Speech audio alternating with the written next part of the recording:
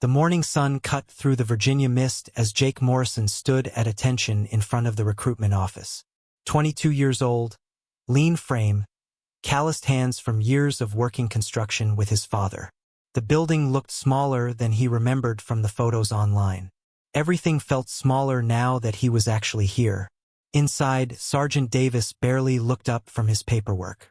The office smelled like old coffee and disinfectant. A ceiling fan squeaked overhead, same rhythm as the one back in his childhood home in rural Tennessee. "You sure about this, son?" the sergeant finally asked, sliding a pen across the desk.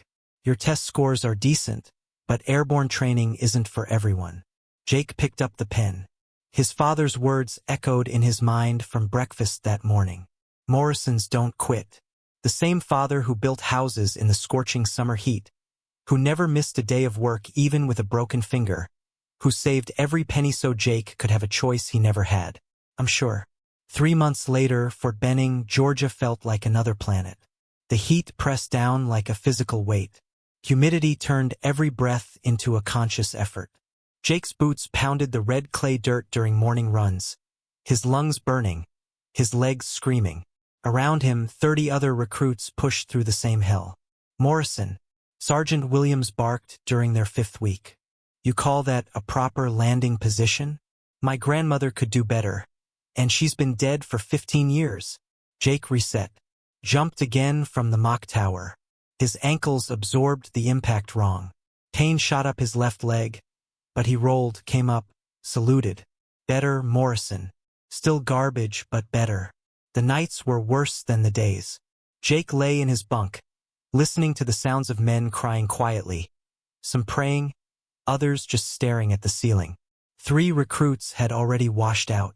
One broke his collarbone. Another couldn't handle the psychological pressure. The third just walked away during a night march. Jake thought about his mother, about the way she hugged him at the bus station, her perfume mixing with the diesel fumes. About his younger sister Emma, only 16, who needed braces the family couldn't afford. About the scholarship money that would come if he made it through. Week 7 brought the first real jump. The C-130 cargo plane rumbled beneath them as they suited up. Static lines checked. Equipment secured. The jumpmaster moved down the line, tugging at every parachute harness, every strap, every connection point. Jake's hands shook. He disguised it by adjusting his helmet. The guy next to him, Rodriguez from New Mexico, grinned wide. "This is what we came for, brother." The red light bathed everything in blood color. The rear door opened and wind roared into the cabin like a living thing. Jake's stomach dropped even though they were still inside the plane. "Stand up. Hook up. Shuffle to the door." The commands came like machine gun fire. Jake's body moved on autopilot. Training took over when conscious thought failed. Feet shuffling forward. The door getting closer. Sky and clouds visible beyond. The ground impossibly far below. Green light. Go, go, go. Jake stepped into nothing. The world became wind and noise. His stomach lurched into his throat. Then the jerk of the canopy deploying, straps cutting into his shoulders, and suddenly everything went quiet except for the wind. He was flying. Below him, Georgia stretched out like a patchwork quilt. Fields, forests, the landing zone marked with orange smoke. Other parachutes dotted the sky like dandelion seeds. Jake pulled his risers, adjusting his descent, aiming for the designated area. His landing was rough but controlled. He collapsed his chute, gathered the silk, moved to the rally point. Adrenaline still pumping, heart rate through the ceiling. But he'd done it. Rodriguez landed 20 yards away, whooping loud enough to wake the dead. That night, in the barracks, everything felt different. The men who made that jump, they were different now, connected by something they'd faced together. Jake wrote a letter home to his mother. Told her he was okay. Told her he was making it. Didn't tell her about the fear or the doubt or the moments he almost quit. Graduation came on a Thursday in late September. Jake stood in formation wearing his new uniform, the silver wings pinned above his heart. His father had driven 12 hours to be there. They didn't hug. Morrisons didn't hug in public. But his father's handshake lasted longer than usual, and his eyes said everything his mouth wouldn't. You did good, son. Jake's first assignment came through 2 weeks later. Fort Bragg, North Carolina. 82nd Airborne Division. He packed his duffel bag with everything he owned, which wasn't much. The bus ride north felt longer than the one that brought him to Georgia months ago. Fort Bragg was massive. Thousands of soldiers. Constant training. A rhythm of preparation that never stopped. Jake fell into it. Morning PT. Weapons training. Tactical exercises. Jump drills. Days blurred together. The call came on a Tuesday morning in March. Full gear assembly. Deployment briefing at 1,400 hours. Jake sat in the briefing room with 200 other paratroopers. The air thick with tension and uncertainty. Captain Reynolds stood at the front, pointer in hand, map of Eastern Europe projected on the screen behind him. Gentlemen, the situation has escalated. Russian forces have crossed into Allied territory. NATO is responding. We deploy in 72 hours. The room stayed silent. Jake felt his pulse in his temples. This isn't a training exercise. This is real-world combat. Some of you won't come home. That's the truth nobody wants to say out loud. But I'm saying it. Check your gear. Call your families. Make your peace. Jake called his mother from a payphone outside the barracks. The coins clinked as he fed them into the slot. 3 rings before she answered. Mom. Her voice cracked immediately. She'd seen the news. Everyone had seen the news. Tanks rolling across borders. Cities under siege. The kind of images that made the Cold War feel like it never really ended. I'm coming home, Jake. I promise I'm coming home. He couldn't promise that. They both knew he couldn't promise that. But he said it anyway because that's what sons do. The flight to Germany took 14 hours. Jake tried to sleep but couldn't. Around him, men played cards, wrote letters, stared at photos of wives and girlfriends and children. Rodriguez sat across from him, rosary beads moving through his fingers in a steady rhythm. You scared? Rodriguez asked without looking up. Terrified. Good. Means you're still thinking straight. They landed at Ramstein Air Base under cover of darkness. Transferred immediately to transport trucks. The convoy moved east through the German countryside, headlights off, night vision guiding the drivers. Jake watched through the canvas opening as farmhouses passed by. Lights in windows, normal people living normal lives while soldiers drove toward war. The forward operating base was chaos. Helicopter rotors chopping air. Artillery firing in the distance. A constant thunder that never stopped. Shouted orders in multiple languages. The smell of diesel fuel and burning wood. Jake's unit was assigned to a defensive position along a strategic highway. Intelligence reported enemy armor moving their direction. Tanks. Lots of them. Morrison, Sergeant Williams handed him a Panzerfaust anti-tank weapon. You remember the training? Jake took the weapon. It felt heavier than he remembered from practice. Yes, Sergeant. Then you better pray you don't have to use it, because if you do, it means everything else has already gone to hell. They dug in as night fell. Foxholes. Camouflage netting. Weapons positioned. Jake lay in the cold mud, the Panzerfaust beside him, listening to the distant sound of tank treads grinding against asphalt. Rodriguez was 3 positions down. They couldn't see each other in the darkness, but Jake knew he was there. The radio crackled. Enemy contact. 2 clicks north. Multiple vehicles. Heavy armor. Jake's hands started shaking again, just like that first jump. Except this time, the ground was shooting back. The first tank appeared like a ghost through the morning fog. Jake saw it through his binoculars, a massive silhouette rolling down the highway, turret rotating slowly, searching for targets. Then another appeared behind it. Then 3 more. His radio squawked. All units hold fire. Wait for the command. Jake's finger rested near the trigger of the Panzerfaust. Sweat dripped into his eyes despite the cold. The lead tank was maybe 400 yards out now. Close enough to see the reactive armor plating. Close enough to hear the diesel engine growling. Then everything exploded at once. The 1st American position opened fire. Rockets screamed across the highway. The lead tank erupted in flames, its turret spinning wildly before the whole thing ground to a halt. But the others kept coming.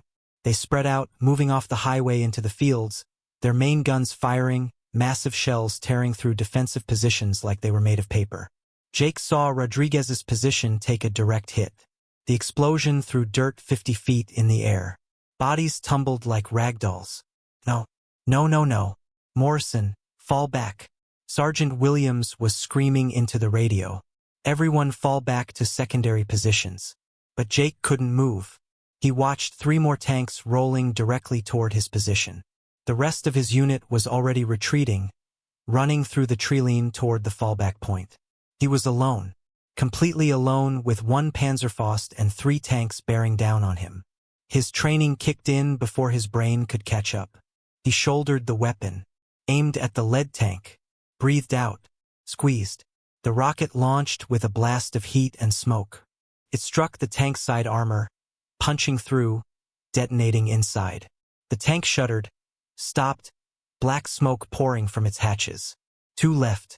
They both turned toward him. Jake dropped the spent launcher, grabbed his rifle and ran.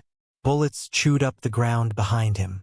A shell exploded 20 feet to his left, the concussion throwing him forward into a drainage ditch. He landed hard, ears ringing, tasting blood and dirt. Above him, a tank rolled past, so close he could have reached up and touched it.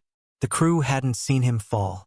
They were focused on the retreating American forces ahead. Jake pulled a grenade from his vest. His hands weren't shaking anymore. Everything felt crystal clear, focused. He waited until the second tank rumbled overhead, then pulled the pin and shoved the grenade into the track assembly as it passed. The explosion was smaller than he expected, but effective. The track broke, whipping around like a metal snake before the whole thing seized up.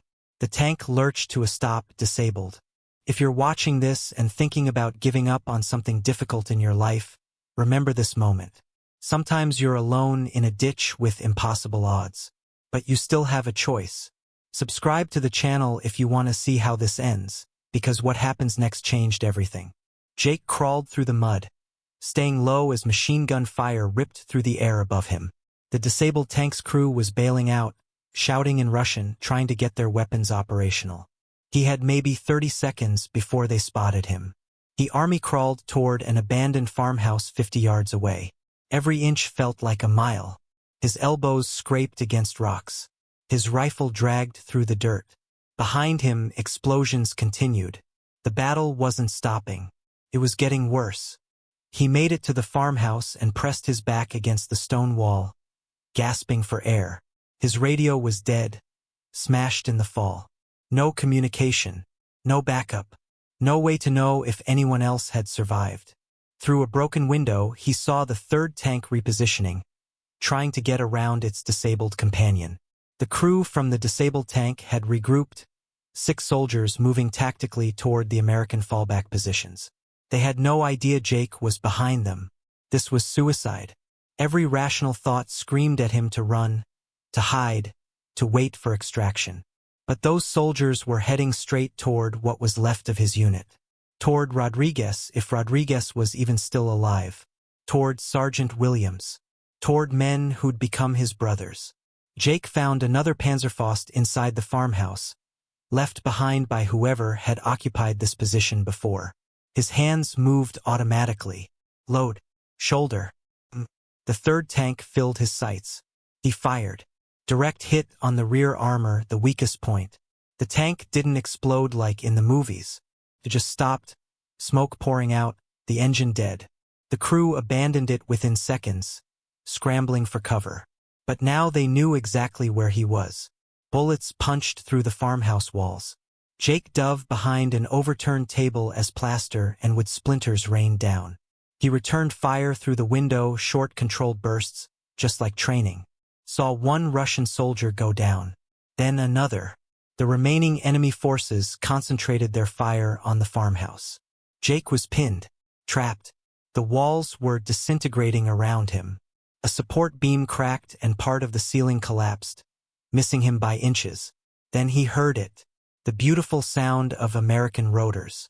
Apache helicopters appeared over the tree line, their chain guns opening up, chewing through enemy positions.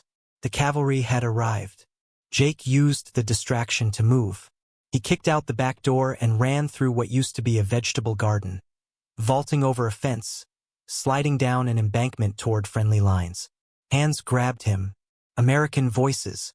Someone was checking him for wounds.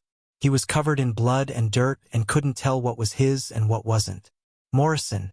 Sergeant Williams appeared, face blackened by smoke. "Where the hell have you been?" Jake couldn't answer.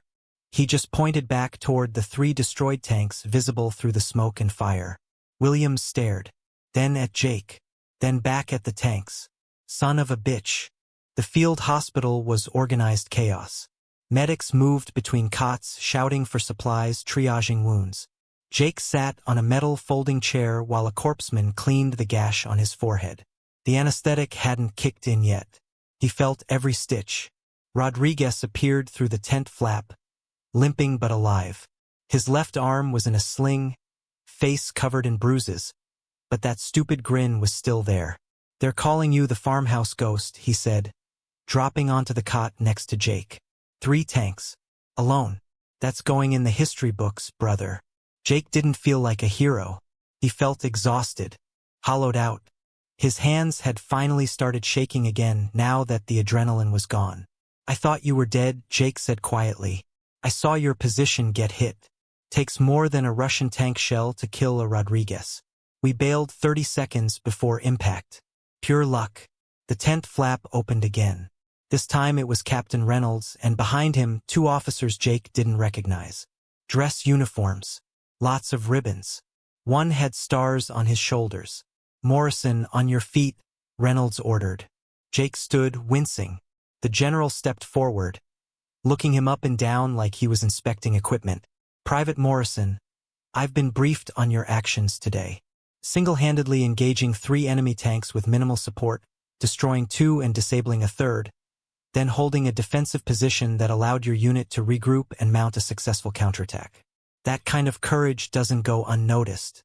The general reached into his pocket and pulled out a small velvet box. "The Silver Star for gallantry in action against an enemy of the United States. You've earned it, son." Jake took the box, not knowing what to say. The metal felt heavy. Too heavy. "Sir, I was just doing my job. Anyone else would have done the same." The general smiled, the kind of smile that carried weight. "No, Private. Most men would have retreated. Some would have frozen. You stayed and fought. That's the difference between following orders and being a soldier." After the officers left, Jake opened the box. The Silver Star gleamed under the tense fluorescent lights. He thought about his father, about those calloused hands that built houses, about the man who taught him that Morrisons don't quit. Rodriguez leaned over. "Your old man is going to lose his mind when he sees that." Jake closed the box. If he sees it, got to make it home first. But for the first time since landing in this war zone, home felt possible. Not guaranteed, but possible. The battle wasn't over. The war wasn't over. But he'd survived the impossible, and that changed something fundamental inside him. That night, Jake wrote another letter home. Told his mother he was okay. Told Emma to keep smiling. Told his father that he'd remembered the lesson about not quitting. He didn't mention the medal. That could wait. Some things were better said face to face. 18 months later, Jake stood in front of 300 new recruits at Fort Benning. The Georgia heat hadn't changed.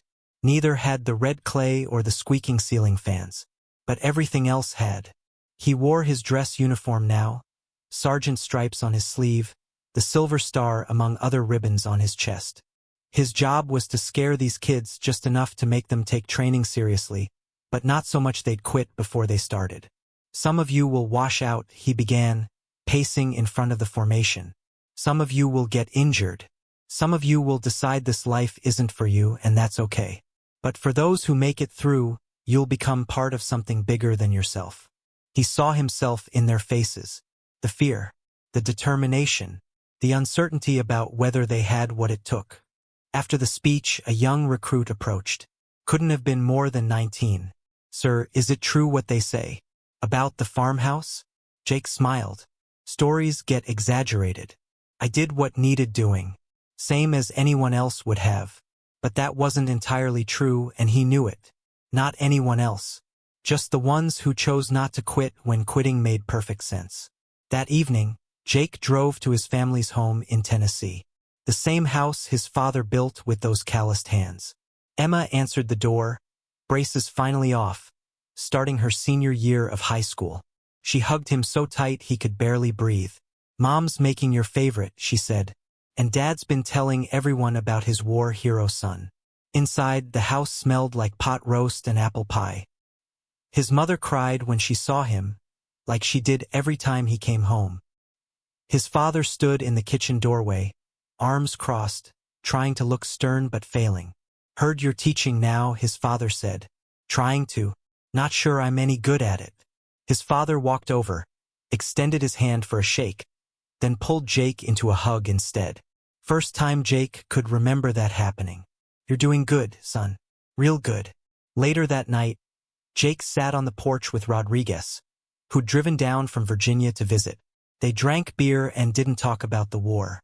Talked about normal things instead. Rodriguez's new girlfriend. Jake's plans to maybe go to college when his enlistment was up. The Titans' chances next season. "Think we'll ever stop seeing it?" Rodriguez asked after a long silence. "The tanks. The explosions." Jake considered that. Probably not. But maybe that's okay. Means we remember. Means we don't take this for granted. He gestured at the quiet street, the porch lights, the peaceful night. All of it bought with sacrifice. Not just his, but thousands of others. If you made it this far, thank you for watching this story. It's about courage, but more than that, it's about choosing to stand when running makes more sense. Hit that like button if this resonated with you. Subscribe to the channel for more stories that matter. Drop a comment telling me what story you want to hear next. And remember, heroes aren't born. They're ordinary people who refuse to quit when it counts most. Until next time.